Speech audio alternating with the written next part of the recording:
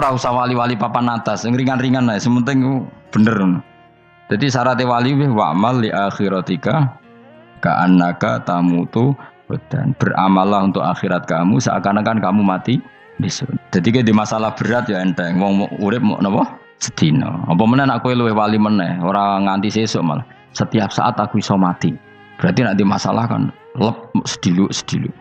Cuma masalah kowe permanen, bar mati tambah neraka. Lha kok aja sampe.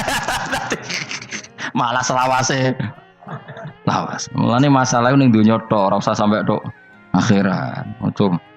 Nah, gue kan repot ngajajai gue. Seakan-akan mati besok. Pertanyaannya, apa setelah mati gak ada masalah? Ternyata tambah banyak masalah. Sebenarnya semuanya ikhlas semua. Wa illa ibadah wahil mukhlasin. Terus ngendikane Rasulullah sallallahu alaihi wasallam ngendikane la yazalul mar'u fi fushatin min dini malam yusib daman haroman. Bapak malih ya. La yazalul mar'u fi fushatin min dini malam yusib daman haroman. Seseorang itu boleh serilek-rileknya dalam beragama asal dia tidak punya masa lalu mengalirkan darah yang terhormat. Gamane cara Jawa ora tau mateni wong, ora tau mateni wong, ora tau mateni wong mukmin utawa ora oleh mateni wong sing muahad atau mustaman. Ya ada aturannya lah. Jadi kalau sampean urip ora tau mateni wong iku wis cara beragama iku rileks karena fifus satin mintin. Nah tentu mateni itu ada banyak sebab, diantaranya fatwa yang ekstrim. Sehingga ulama dulu itu senang diguyon sampai keterusan saiki. Jadi kabeh wong alim khase sering guyon karena memang menghindari omongan penting. Kenapa? Karena sekali omongan penting ini kadang yu'addi ilal fatwa kita kotul. Takutnya fatwa itu ekstrim, kemudian saling apa? Saling bunuh. Sehingga masyhur itu ada pepatah bahwa statement ulama atau kolamul ulama, penanya ulama itu ahaddu minas sayf, lebih tajam ketimbang apa? Pedang, karena bisa menimbulkan macam-macam. Sehingga dulu banyak ulama kalau bab jinayat itu sudah tidak mau baca bab jinayat. Jinayat itu karena ya takutnya fatwanya itu ekstrim. Ada beda zaman Nabi itu kan enak ya. Sing Kanjeng Nabi mesti bener ya. Musuhnya Abu Jahal CS mesti salah ya. Tukaran saiki wis gak seru. Tukaran mbek kowe repot. Masih aku musuh sampean ini soalnya bener sampean. Wong ora tau urip ora tau seneng mbok musuhi ku piye ngono dadi. Kan gak penak. Jajal misalnya kiai itu karena mbek santri, wong mesti kan normalnya bela kiai ini, mergo luwih alim luwih bener. Tapi kan cara pandang, lah iya sing bener kok mau ngalah kan.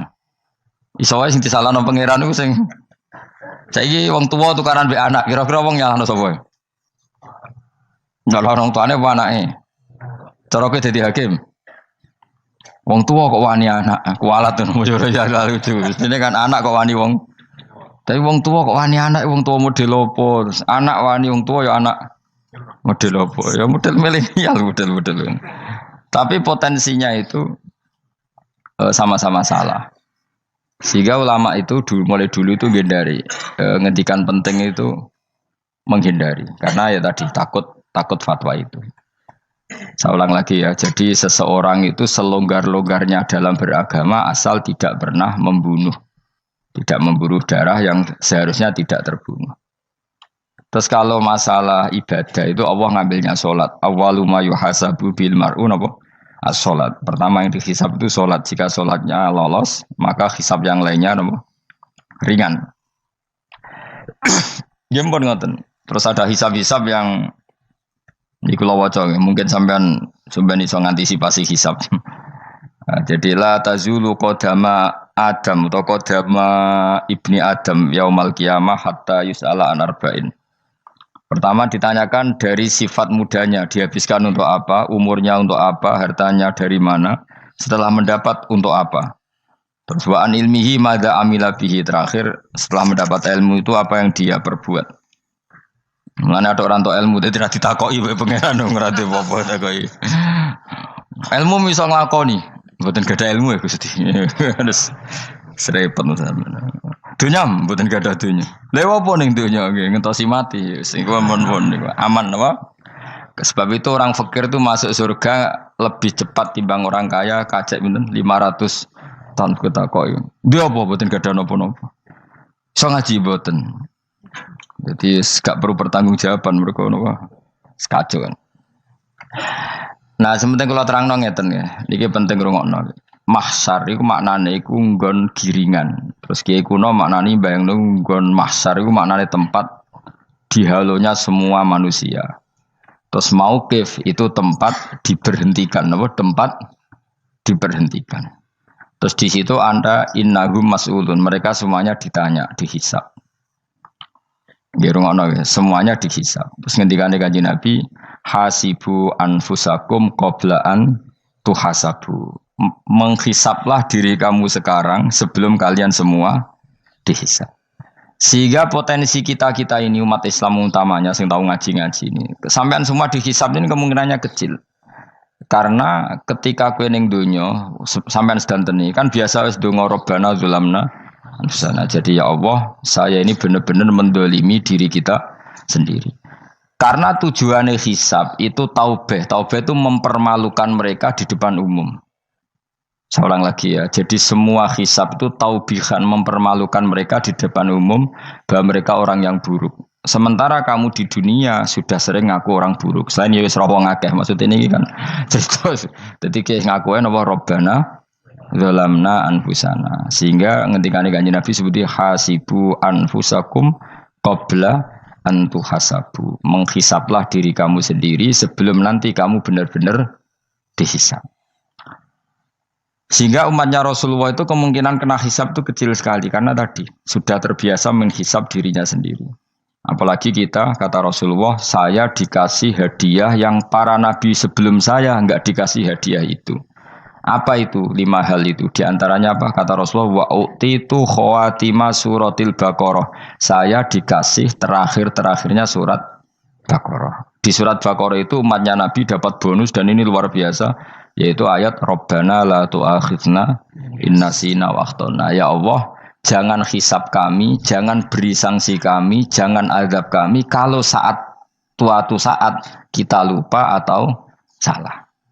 KSP nak kue urung salah, padahal mesti salah. Rai-rai ini gak mesti salah. Wes gawe perjanjian mbek pangeran Gusti.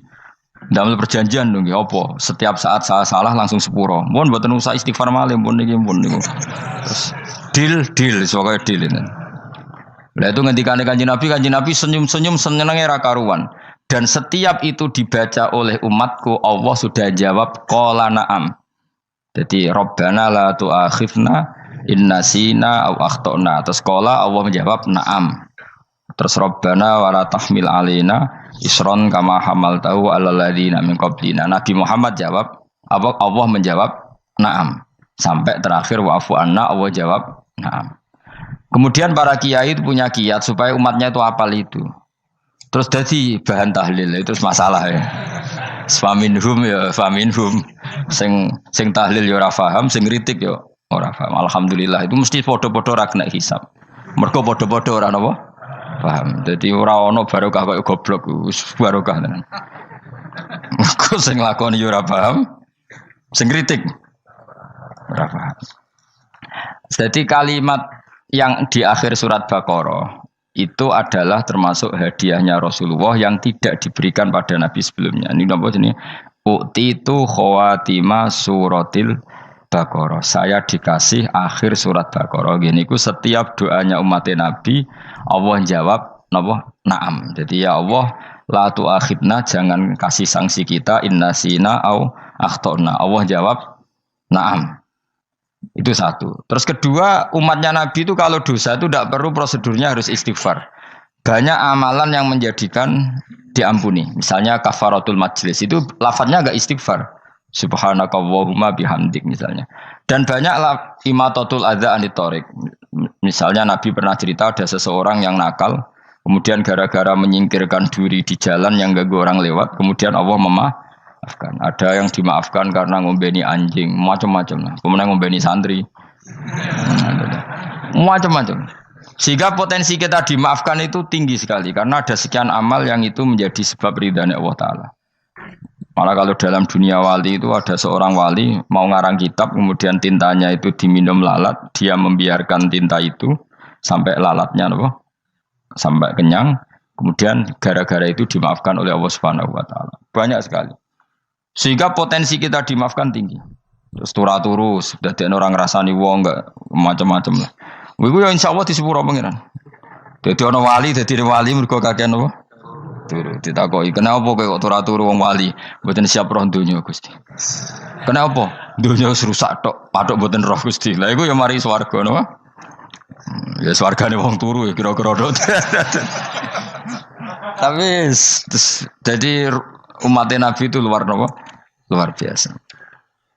Makanya saya yang heran kalau ada orang alim bikin gerakan terlalu tenanan itu keliru. Biasa mawon. Turu ku ya ibadah, wae agar gak zina, gak maling, wae agar gak nglakoni dosa gedhe ini sanggep ae napa? Ibadah. Karena tadi Rabbana la tu'akhidna in nasina wa akhtana. Terus Allah jawab na'am. Sehingga kiai-kiai itu takut orang itu lupa terus dimodifikasi sedemikian rupa jadi wiridan. Tapi alhamdulillah kok banyak yang kritik. Jadi ya biar seimbang, no? Seimbang apa alam demokrasi. Jadi kalau lagi kecewa ambek sing kritik, mergo insyaallah rapati paham masalah usul ini. Karena satu-satunya cara supaya orang paham itu pancen yo dijak latihan bareng-bareng. Gak ngono wis malah ra paham blas. Ya tapi tadi ya semua itu resiko.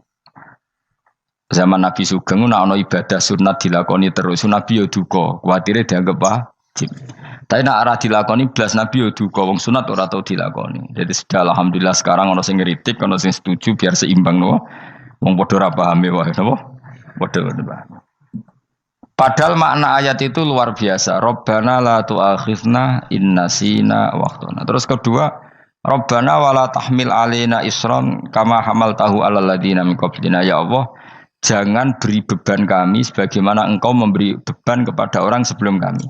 Dulu itu kalau ada orang yang salah, itu harus dibunuh oleh orang yang tidak salah. Liyaqtulal bari'u minkum al mujrima. Supaya yang tidak salah membunuh yang salah. Sehingga ketika umatnya Nabi Musa menyembah anak sapi, ijel itu, apa kata Allah?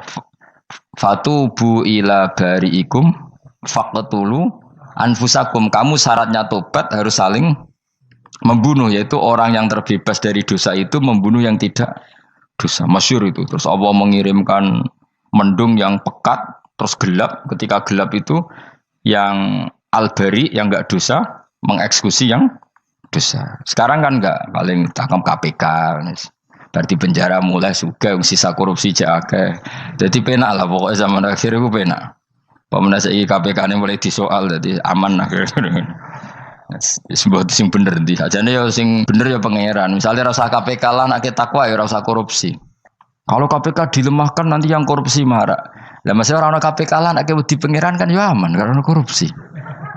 Kowe ku aneh-aneh wae. Kowe ku wong mukmin kok bakas ngono. Kowe sementing iku nak kowe wedi pangeran kan ra usah polisi, ra usah KPK wis tetep ra usah dosa wong wedine mbek pangeran. Nah, kecuali ra usah pangeran ateis, lha iku masalah. Ya, tapi kan omongan ini gak populer, padahal bener. Nah, aneh. Jadi karep pemilu ngene, terbebas korupsi nek ana KPK, urip makmur nek ana menteri kemakmuran. Pokoke kuwabe kuwi mbok gantungno pejabat negara. Mengane tau hitam jeblok, sak jeblok-jebloke. Misalnya rasa sejahtera, sare menteri sosial harusnya gini-gini. Ngono korupsi salah KPK. Ngono ana ora keamanan salah polisi. Senengane nyalahno wong. Gue sekali-kali nganggo tauhid. Nek ana adab iku mergo dosa yang sudah kelewat. Ya tapi kan gak mungkin ngomong bernegara gitu. Tapi atas nama iman bahasa kita seperti itu. Kalau atas nama bernegara emang kita butuh polisi, butuh tentara, butuh KPK. Tapi atas nama iman ya tadi. Kalau kita diberi sanksi Allah itu rata-rata dari bima qaddamat yadaka itu pasti ada salah yang pernah Anda lakukan. Ya, tapi sudahlah ini zaman sudah seperti ini. Sanut umumnya wong akeh.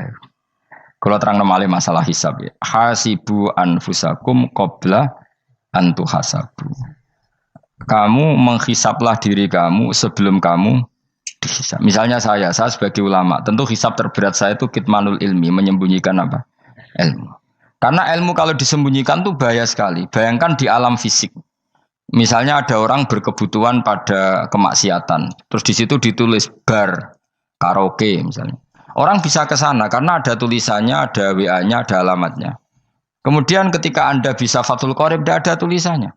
Harusnya Anda juga nulis ahli Fathul Qorib, ahli Fathul Mu'in. Nah, toh ahli jal-jalut tulis saja. Ahli primbon.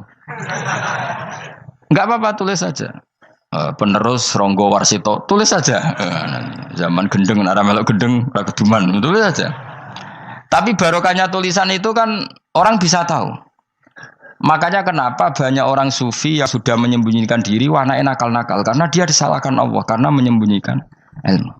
Saya itu orang yang senang tertutup kecuali masalah ilmu. Saya mau mengajar terbuka seperti ini. Karena tadi awal dari dikenalinya kemakrufan adalah dimaklumatkan. Awal dari dikenalinya keburukan juga karena dimaklumatkan. Betapa celakanya kalau kemungkaran dimaklumatkan sementara kebenaran tidak dimaklumatkan. Makanya Mbah Mun itu sampai berfatwa, Mbah Mun guru saya itu. Nah ono masjid ra ono menawarane Mbah Mun duka. Masjid kok ora ono menarane, wajib ono.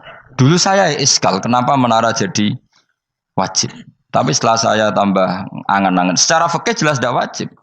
Tapi coba bayangkan, misalnya ada bar, lampunya tinggi, orang dari jauh tahu itu bar, sehingga kalau mau maksiat misalnya ingin ke sana.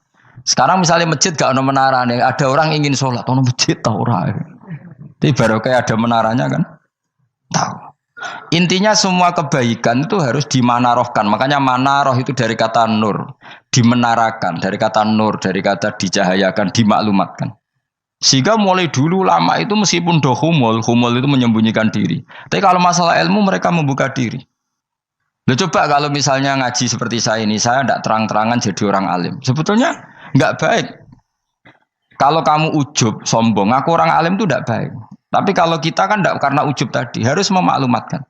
Coba berapa bapak-bapak yang tertolong nyari bidan ketika istrinya hamil. Gara-gara tulisan, karena yang nolong itu bidan.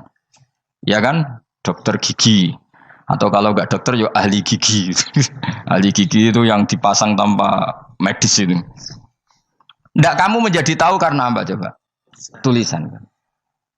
Tapi kenapa kebaikan tidak seperti itu? Harusnya sampean ya tulis saja. Misalnya sampean enggak alim saja, maklar orang alim. Siap menyalurkan ke tempat-tempat orang alim. Coba TKI tenaga kerja itu. Mereka tahu Korea, Hongkong karena tulisan penyalur tenaga kerja. Tulis saja rumah kamu penyalur ke orang alim. Nanti antar kembeduan. Kalau ada orang tanya, maksudnya gimana? Kalau butuh orang alim tak antarkan. Oh ya sudah. Itu kalau se-Indonesia, itu luar biasa. Jadi yang ngajinya dulu Fathul Qorib sampai bab sholat itu saja. Ahli Fathul Qorib sampai bab sholat. Tulis saja dalam kurung pemahaman pas-pasan. Enggak apa-apa. Lo coba dokter itu kan fair. Kalau ilmunya pas-pasan tulis dokter umum. Kalau dia merasa pinter dokter spesialis. Dan itu menjadi orang tahu. Tulis saya kan ke ahli saraf. Nah, lo buatan guyon itu betul. Makanya saya ini termasuk orang yang menyembunyikan diri. Tapi kalau bab ilmu enggak. Sehingga nyun saya tidak sombong banyak gus-gus alim yang ngaji saya jamul jame, ngaji mahali. Padahal itu kitab tersulit di pondok. Tapi gara-gara saya sering cerita, saya pernah ngaji jamul jame sama Mbah Mun. Saya pernah mentakriri kitab ini. Hanya banyak yang ngaji saya. Kalau tanpa itu kan mereka tidak tahu. Ya sampean nggak apa-apa kalau menyaingi saya. Tulis saja di rumah kamu ahli jamul jame. Barang diparani ahli apa? Ahli jilid. Maksudnya kalau kitab kamu rusak bawa sini. Ya enggak apa-apa. Nah, sehingga syarat utama jadi nabi itu sebetulnya memaklumatkan din kiri. Ya saya ulang lagi. Pertama nabi jadi nabi syaratnya apa? Memaklumatkan diri. Sehingga pertama beliau jadi nabi naik gunung Sofa, kemudian ya maksara Quraisyin halummu ilayya, wahai orang Quraisy ke sini. Terus Nabi mulai manggil satu-satu, ya Bani Abdi Amanaf ke sini, ya Bani Fihir ke sini. Terus saya ini adalah An-Nadhirul Mubin. Saya sekarang diangkat jadi nabi. Terus Abu Lahab marah-marah, tabban laka ya Muhammad alihada jama'tana. Muhammad kamu itu orang sial, kita enak-enakan tidur gara-gara kamu manggil kita datang, ternyata hanya untuk urusan seperti ini. Makanya terus ada tabat yada abi labi watab. Tapi yang iman kemudian tanya, Muhammad kalau kamu setelah jadi nabi, misinya apa? Saya diutus Allah untuk kamu menyembah Allah, tidak boleh menyekutukan Allah. Dan Allah memerintahkan kamu afaf itu meninggalkan zina, meninggalkan maling, gini-gini. Coba kalau Nabi tidak memaklumatkan diri, jadi Nabi seklunak-klunus, ketemu wong monggo nggih. Ada tempat dia terus sengerti nak nabi ku sapa sih. Sehingga orang-orang yang humul yang menyembunyikan diri itu di bab ulama masalah besar itu. Karena ciri utama dosa adalah kitmanul ilm. Makanya Nabi sidik amanat tabligh fatona. Tabligh itu lawan katanya apa? Kitman. Makanya saya ngaji di mana-mana. Saya di Jakarta ngaji, di sini ngaji, di Pasuruan ngaji. Harus dimaklumatkan ilmu. Dan kalau ada orang tanya ya tak jawab. Saya tuh kitab yang paling aneh di pesantren, misalnya yang mulai aneh lah, gak Jamul Jamek. Saya sampai sekarang masih ngajar Jamul Jamek. Kitab yang aneh. Macane lagi roh judulnya pusing. Jamul Jamek, kumpulane pira-pira kumpulan. Jadi ilmu apa ae ana ning kono. Sing gak ana ilmu dukun, mboten enten. Ilmu carane bodoni ora ana. Ning kono mau carane mlebu swarga tok. Lane potensi kula mlebu swarga itu tinggi sekali. Cara sing model piye duwe. Dadi Jadi cara sing model piye duwe. Jadi cukup banyak napa? Cara. Sampe nek ndek cara sitok ora mesti kula nu gak ada cara kathah. Dadi nek dari cara iki mentok ganti cara iki mentok. Ya terakhir paling gampang cara nganggo fadhole pangeran. Iku kena mbok tiru. Pokoke mlebu swarga nganggo fadhole pangeran. Masalah utama kita sebetulnya itu. Makanya saya tidak pati cocok sama orang sufi itu. Kebenaran itu harus dimaklumatkan. Sementara orang sufi itu ingin menyembunyikan diri. Itu kalau untuk yang alim itu tidak bagus. Wong kita saja tahu itu dokter atau bidan karena tulisan. Ini bidan, ini dokter. Dan mereka jujur, dokter umum, dokter spesialis. Loh, coba misalnya di kota, kamu tulis saja penyalur kebaikan. Orang yang ingin mondok. Oh pondok pilihannya ada, Sarang ada, Peloso, Lirboyo. Kalau saya ke sana gimana? Saya kenal Gusnya. Tak anter. One keren, juga ada penyalur. Kalau orang bisa tersalurkan ke Korea, ke Korut, ke Jepang karena tulisan, kenapa tidak banyak orang tersalur kebaikan karena tulisan? Gue orang mau kelunak orang jelas. Meskipun nanti ditawari orang, mesti dulu sih ahli takrib, mesti wong guyu. Ahli Fathul Qorib sampai bab sholat. Tulis saja jujur. Maaf tapi hanya sampai bab sholat. Tulis saja. Ada maafnya bareng. Maaf. Tapi sampai bab sholat. Enggak apa-apa. Paling untuk wong sowan. Larian mau doa jenengan 2 tahun. Tapi ini bodohnya mau 3 bulan. Mulai ngaji ini untuk bab sholat. Enggak apa-apa. Loh itu dulu memang begitu. Rasulullah zaman Sugeng itu kalau ngajari santrinya itu balighu anni walau ayah, maklumatkan ke kampung kamu meskipun 1 ayat. Banyak sahabat kalau ditanya ya tidak bisa karena ngajinya tidak hatam. Tapi ya terus gak apa-apa, kok tak soal Abu Bakar, tak soal Umar, ditanyakan yang lebih pintar. Saking tidak pahamnya sahabat itu lucu ketika ada ayat waqulu wasrabu hatta yatabayyana lakumul khaytul abyadu minal khaytil aswad. Itu kalau mau tidur ya benar-benar bawa benang putih sama benang hitam ditulis dipasang di pintunya. Jadi kalau makan diinceng lagi kok masih belum kelihatan wah masih boleh makan gitu. Terus begitu. Kalau sudah mulai syuruk, mulai padang, wah berarti sudah imsak. Jadi karena makanlah dan minumlah sampai benang hitam terbedakan dari benang putih. Artinya kalau malam kan dulu kan nggak ada listrik, nggak ada lampu berarti kalau benar-benar masih malam nggak terlihat berarti masih boleh makan. Nanti terus dilihat gitu. Terus, ya sudah wakafnya di situ. Hatta yatabayyana lakumul khaytul abyadu minal khaytil aswad. Wakaf dulu. Terus akhirnya Kanjeng Nabi itu piye kok umatku dadi masangi benang ini. Akhirnya Jibril teko. Ini makanya unik dalam ulumul Quran. Satu-satunya ayat yang diturunkan hanya 1 kata itu ya ayat itu tok. Terus Jibril datang, Muhammad ayatnya itu kurang sitok. Minal fajr. Terus ditambahin minal fajr. Jadi minal fajr itu unik. Ada Jibril jauh-jauh dari langit. Iku mau nurono apa? Minal fajr. Makanya kalau kamu nanti dites, kalau ingin jadi dokter tafsir dites, ada 1 kalimat yang diturunkan jauh-jauh Jibril ke bumi. Apa kalimat itu? Jawab baik minal fajr. Wis alim gue yakin alim. Memang ikut tak? Masa itu? Mereka gara-gara sahabat itu terus masangi apa? Benang ngincang. Akhirnya minal fajr. Baru mereka tahu maksud fajar, maksud apa? Benang hitam artinya malam, benang putih artinya fajar. Sodik sudah menyingsing. Semenjak itu sudah ada benang-benangan karena jadi orang-orang ngono mat maksudnya iki kurang sithik gitu terus turun apa? minal fajr ya. Jadi nanti kalau sampai latihan tes jadi dokter apa? Tafsir. Ayat mana yang diturunkan hanya satu kalimat atau satu kata aja apa? Minal fajr. Itu lolos langsung dokter. Pun pinter. Ya pinter ngerpek maksudnya orang yang digandeng. Lah nanti hubungan kita dengan Allah ya seperti itu. Sejauh mana kita memaklumatkan Allah. Sejauh mana kita mengkampanyakan Allah. Saya berkali-kali bilang, saya kemarin kan di Korea, itu sebetulnya saya yakin hanya doa saya. Saya sering berdoa, ya Allah, Engkau dipuji di langit dan di bumi. Lalu kalau di bumi ateis, itu caranya kayak apa? Dulu saya itu terobati karena Uni Soviet setelah persemakmuran banyak menjadi negara Islam. Berarti itu bukti bahwa Allah pun dipuji di bumi Uni Soviet. Lalu yang kayak Korea kayak apa? Ternyata betul Koreanya tetap ateis, tapi gara-gara diserbu wong Indonesia. 49.000 wong Indonesia ning Korea Selatan. Iku mbok gawe sing salat separuh, iku jek pira? 24, kira-kira ya digawe 20.000. Wis 20.000 salat kabeh, tahlilan kabeh surwame. Lah kok sing ngritik tahlil muni sunah Rasul tok surwame. Pokoke rame lah walhasil. Kita tahlilan wah itu enggak ada hadisnya. Enggak apa-apa sing penting muni hadis sing sitok tahlil muni hadis ya ibadah, tahlil ya ibadah. Mbok lah soal kok bener ding totalan guri sing penting rame. Maksudnya sementing rame ngomong visi Islam. Kita Islam tahlil sitok Islam sunnah Rasul enggak masalah. Wong ape yakin bener saiki ya ora ono klarifikasi. Tapi sementing kan kabeh ngomong tentang Islam.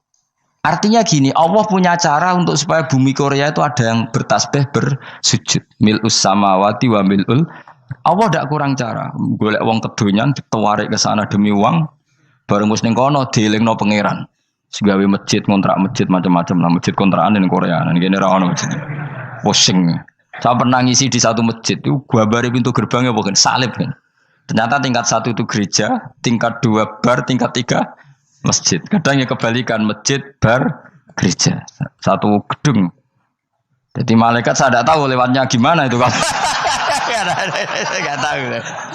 Enggak tahu itu cara lewat gimana. Karena malaikat bagian rahmat itu enggak bisa dia lewat salib. Ya.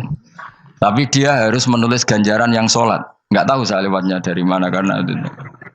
Ya tentu dia punya cara lah. Tapi yang jelas ya agak bingung ini gimana. Itu pernah yang tingkat 2 itu bar pas aktif. Ada santri yang ya pekerja imannya pas-pasan. Kalau nanti gus badhe Jumatan mlebu bar pas aktif wae wong ayu. Meh wera Jumatan. Mergo mau tingkat 2 bar, tingkat 3 masjid. Itu ono khutbah yang barnya tetap main. Ada bar yang masjidnya tetap khutbah. Itu masuk bar. Itu Jumatan apa ning kene wae.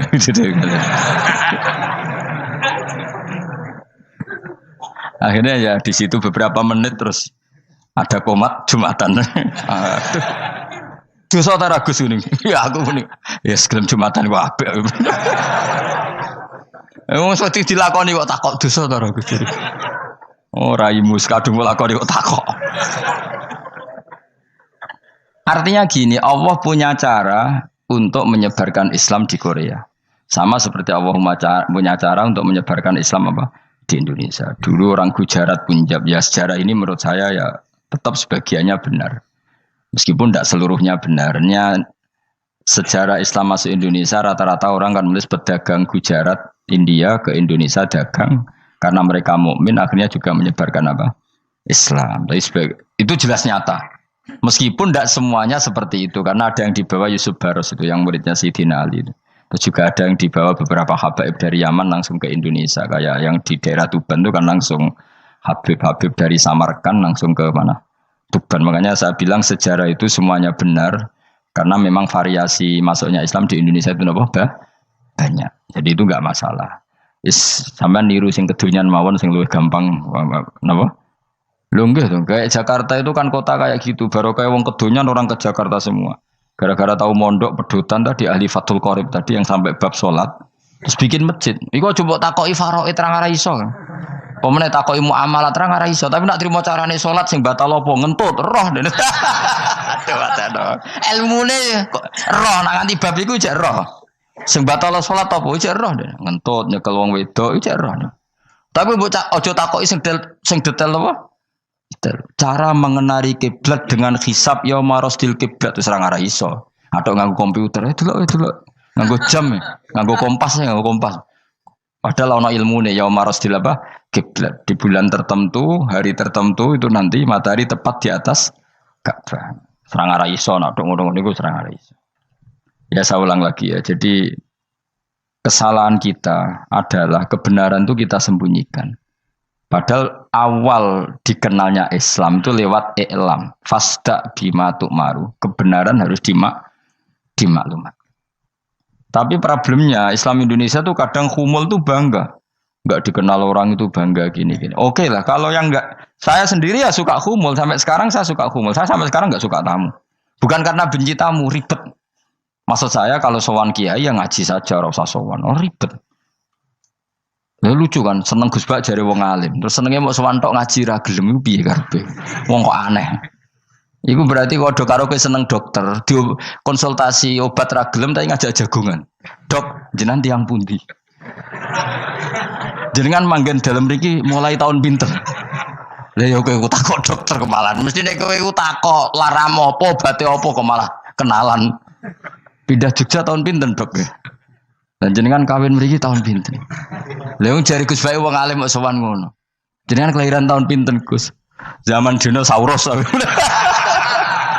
Wong alim kok takoki lahir iku piye karepe? Sesuk tak gak takok pisan matiku kapan, Om. Coba betapa naifnya kita kalau kita suka dokter, terus kemudian kamu takok, Dok, kelahiran tahun pinten jenengan? Aneh gak? Nak kowe seneng dokter mergo mau konsultasi berobat ya ngomong saja apa yang kamu butuhkan. Aku seneng wong alim yo ngaji titik. Nah, kowe misalnya seneng artis, delok konser artisnya takok kelahiran tahun piro. Gak penting artis ayu mbok delok seneng wis sudah gitu aja. Ora wong alim yo ngono ngaji seneng. Yang kadang wong Jawa lucu, seneng wong alim sowan terus takok-takok. Aneh, iku dudu obat ngono, yakin. Maksudnya bu sing profesional, maksudnya sing rontok bener sidik lah, jadi wong coba bener nemen-nemen gak mungkin wis pokoknya bener sidik-sidik. Makanya kemarin ngaji apa Nasoihul Ibad kan gitu, mujalah satu ulama artinya apa? Fi majlisil ilm ketika ngaji. Ora kok mujalah satu ulama utawa sowan matekno wong ngene tuh. Kulo termasuk kiai yang kampanye ini. Soalnya termasuk kiai terkenal tapi sing tamu kulo rapati kathah. Kuwi jaga masyaallah tenan wis. Muga-muga rodok tobat sithik-sithik lho maksudnya. Maksudnya ya sudah lah. Ya tadi hubungan wong alim ya sudah ngaji. Kalau hubungan sama dokter ya tanya konsultasi apa? Medis. Kan lebih enak. Hubungan mbek dukun wis takok wis. Mbah niki menyangking pundi. Kok jenengan dermemel nglafadzno apa sing kalimatnya sing jelas kena apa nak dermemel mandi nak jelas kok ora mandi ku piye takono aku yo guru pun mbek dukun wong kalimatnya ora jelas kok mandi nak jelas gak mandi perkara nak jelas kita bodoh ini ayo guru mantra iku mesti gak wae rungokno tenanan kalimatnya terus ora jelas dukun-dukun dulu yo kok mandi, nak jelas malah mandine tenan ora ya ora. Ya saya ulang lagi ya. Jadi sebab itu di Quran sering ada kata i'lamu, kenalilah, ketahuilah. Jadi awal dari agama ini adalah harus tahu. Maka menyangkut harus tahu ini lalu Allah bikin media. Media itu apa saja. Tapi lalu kita bisa berdebat tentang media, itu yang kita tidak tahu nanti hisabnya di depan Allah Subhanahu wa taala.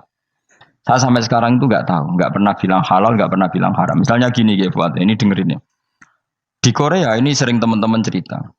Ada beberapa majikan yang baik sama umat Islam, yang bekerja Muslim. Itu kalau dipamiti sholat kan, Pak majikan saya mau sholat. Sholat itu apa? Mereka bilang dengan bahasa analogi di Korea, pokoknya sholat itu sembahyang. Ketika sholat itu ditanya sama orang Korea, loh kamu itu sembahyang kok tidak ada patungnya? Karena pengetahuan mereka yang namanya sembahyang itu ada patungnya. Ada yang baik, apa sekalian tak belikin patung? Jadi wong Islam pas sholat tuh didelok ngarepe dhuwure kok gak ono patung. Ono sing ape sujud tuh digambarno salib. Mergo dekne denger-denger kalau Karena tidak tahu Islam itu apa. Sementing ada personifikasi Tuhan. Ada lagi ini yang agak ngeri. Ada pegawai Garuda karena dia agak terpelajar waktu sholat, dia sholat sama krunya di mall. Itu langsung security mall nelpon polisi. Ini ada ritual teroris gitu. Jadi sholat itu udah mukadimah sebelum ngebom. Jadi ritual. Pertanyaannya adalah karena mereka tidak pernah ngerti sholat itu kayak apa. Dan kadang-kadang orang ngerti bahwa sholat itu adalah ritual umat Islam itu lewat media. Media itu bisa berita, bisa dokumenter, bisa apa saja. Kita tidak pernah tahu cara Allah mengertikan. Seperti kita tidak pernah tahu madzhab Mu'tazilah, tahunya itu dari kitab-kitab ahli sunnah wal jamaah.